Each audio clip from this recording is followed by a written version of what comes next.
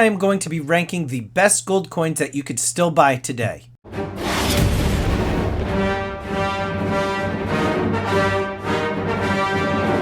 How you doing, everybody? Welcome to Empire Precious Metals. Thank you so much for watching. If you're new to the channel, make sure you blast that subscribe button, get the bell notification clicked. That way you get updated with any new content. I'm going to be ranking the best gold coins that you can buy today. A lot of these gold coins range from numismatic and historical in nature to present day bullion and collectibles. A wide range of mints as well, and from different countries, but I felt like this was a good collection of different coins that you can still get today. Some of them are going to be a lot more expensive and a little harder to track down, which I'll get into in a little bit. But the vast majority of these coins that you see on the screen, you can still just buy them if you just go to your local coin shop or even just online at some of the various reputable online dealers. So I'm just going to jump right into it. I'm going to start here with the 50 gold pesos. This is a Mexican gold coin. I have to put this in the money category. This coin is like 1.2 something ounces. It's a hefty gold coin. I know some people who collect these coins in their entirety, and they just have tons and tons of them.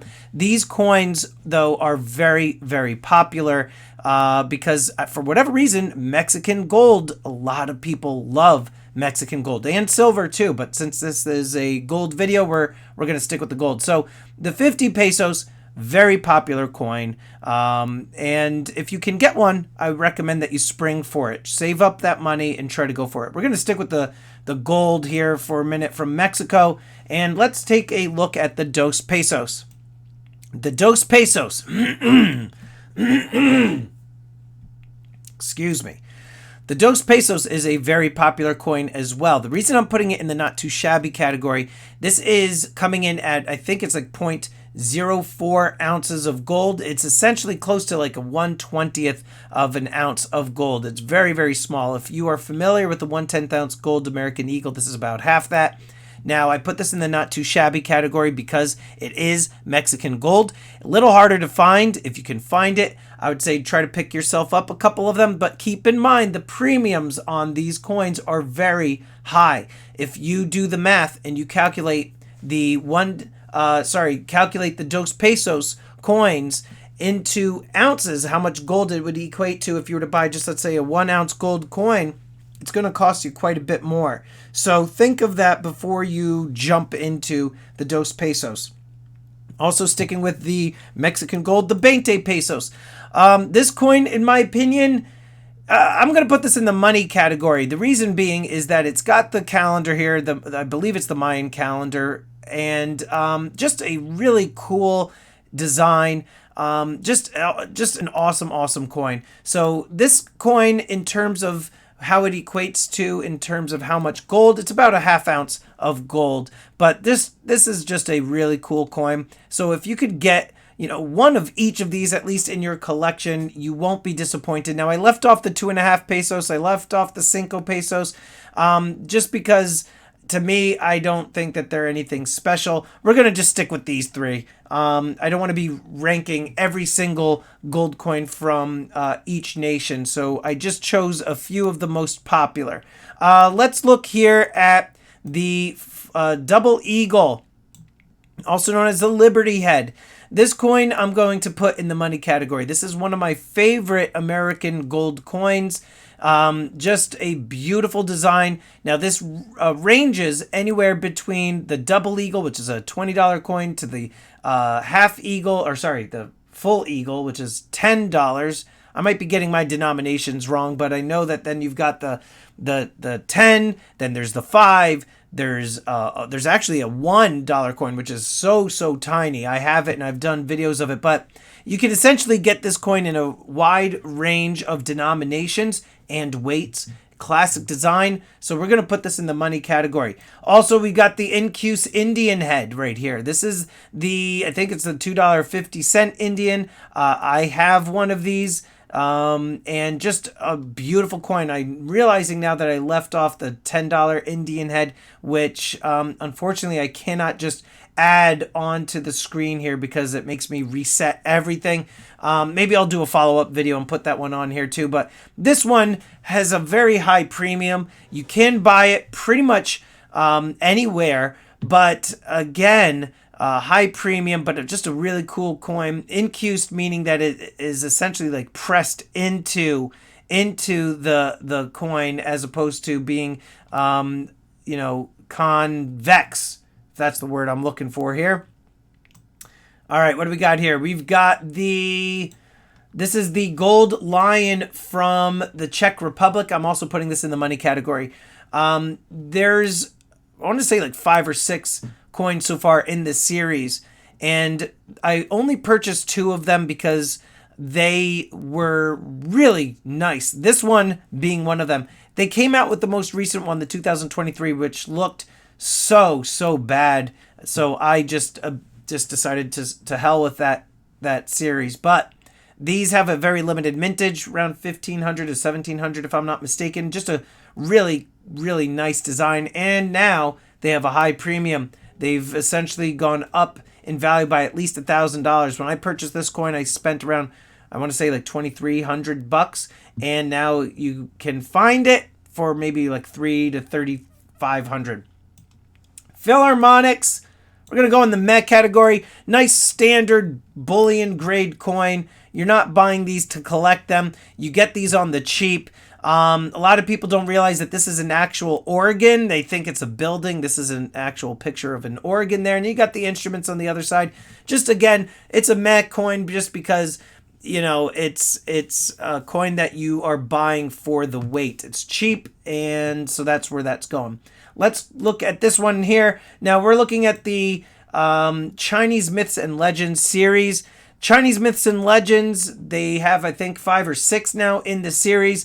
I put these in the money category because if you could still get them, they are relatively expensive. You can find some of these listings on eBay. However, they are going to be quite pricey.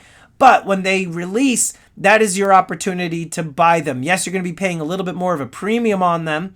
However, they are, in my opinion, worth the extra premium just because they appreciate so much in value due to the collector's market.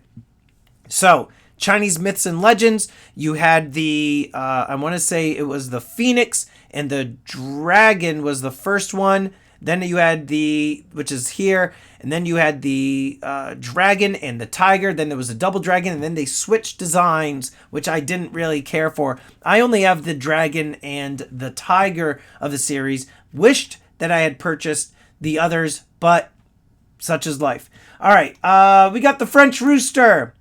The 20 francs, we're going to put this in the meh category. A cheap gold coin that you can get, dime a dozen, good to stack. And also within this category, I'm going to put in the gold sovereigns. Okay, now, again, speaking from the standpoint of an American here in the United States, the foreign gold, like these types of coins here, are going to be a little harder for you to sell.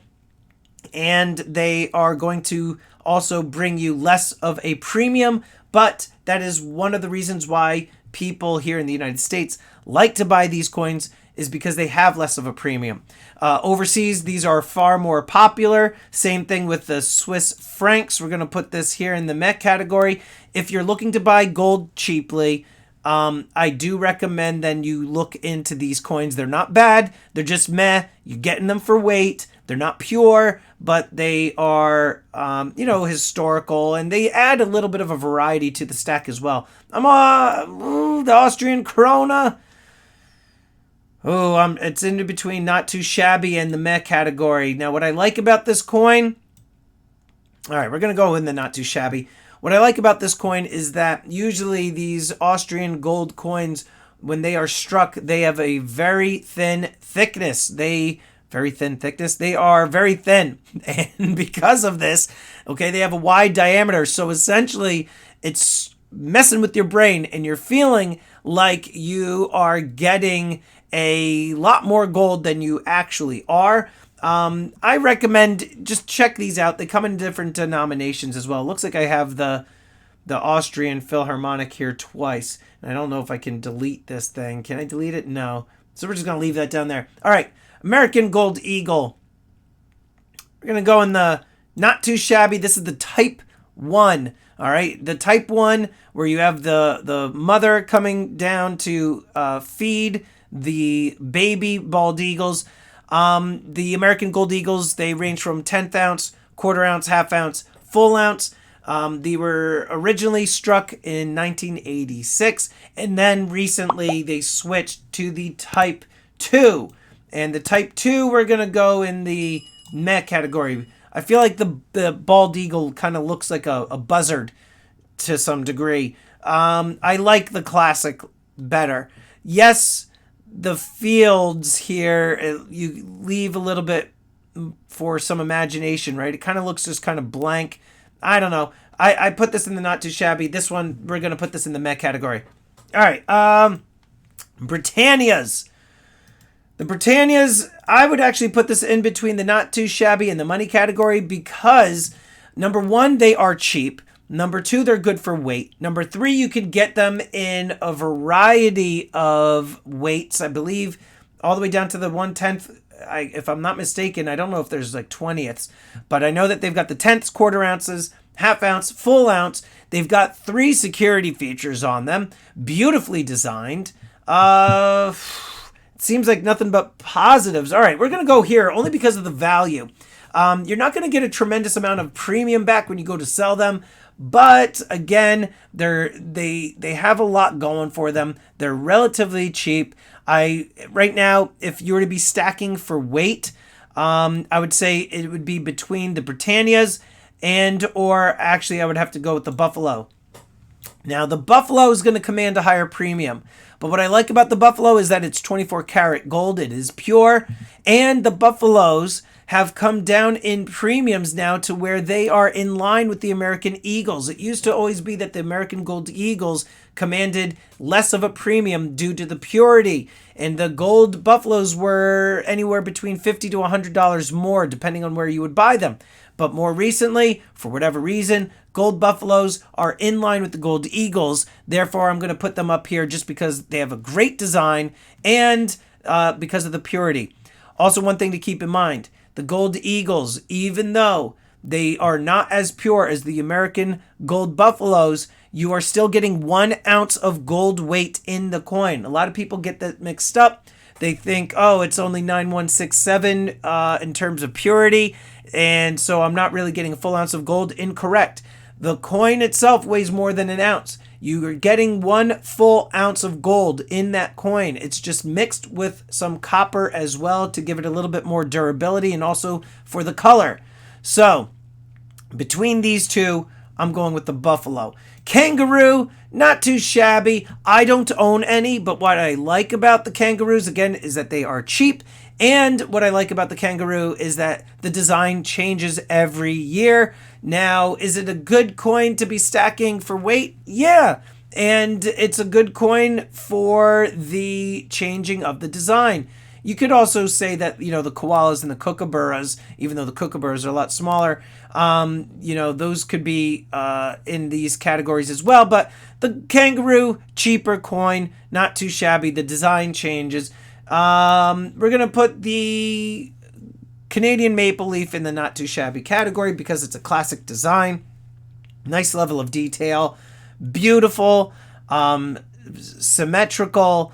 And it's inexpensive when it comes to premiums. When you're looking for cheap gold to buy, the Canadian maple leafs and the Britannias, those are nice cheap coins. Looks like I put the Britannia here, the maple here as well. This one looks, the reason I have this here is because every once in a while the Canadian maple leafs will change their designs. They used to be just kind of like flat. Then they started to add this like radial type of finish in the background. But overall, I like them right around there. What do we got? The Krugerrands. You guys know how I feel about Krugerrands. Those of you that know how I feel about Krugerrands. All right. Personally, I think that they are just kind of like meh. Okay, I don't hate them. I might end up buying one for the stack just because I feel like it's good to have as a prop for educational purposes. They are recognizable. People know about Krugerrands. What I like is that there's a couple references to them in The Sopranos. So if they're referenced in a couple of movies or shows, all right, they've got some notoriety. Krugerrand's a classic gold coin. They have copper mixed in them, if I'm not mistaken. But just, they come in different sizes as well. If you're looking for a cheap coin and you want some gold, look at the Krugerrands. All right. St. Gaudens. St. Gaudens classic design. We're going to put that up here. Just one of the most beautifully designed American gold coins. Historical in nature. There are so many that are out there still that are pre-33 and they're beautiful and you can still get them. I recommend that you look into getting one of these slabbed and graded if you can. The Perth stuff, especially when it comes to lunar coins, we're putting in the money category. If you're able to get these when they come out, go for it. I missed the boat on the gold tigers. I have a call into a bullion company. I'm actually going to try something that I haven't done before, which is actually make an offer to a bullion company online and see if they actually take it. And then lastly, the Queen Anne's Revenge, we're putting way up in the money category. I really regret not buying this coin. This coin, I forget the mintage. I want to say 100. The value, the premium on this coin is so high right now that it is essentially unattainable for me and most folks. But the Queen Anne's Revenge, as well as some of the other Black Flag coins that came out, it's just a very popular series. And, I looked at it at the time of like, okay, it's a couple $100, a few $100 more than, let's say like a gold buffalo. I can't really justify buying it. And now when you look at the price due to the collector's market, it is just skyrocketed in value and is just really expensive. Same kind of goes with this coin. Same for this one. Same for this one. But you can still get them. You can still find them. You're going to have to dig a little bit, and they're a little bit more pricey. As for the rest of these coins from the St. Gaudens down, you can get these really just about anywhere. Same with all of these down here as well. But these four on the end, they're more for like the collector market. Anyway, I'm curious as to which gold coins you think should be on this ranking. What did I leave off? Let me know in the comments down below.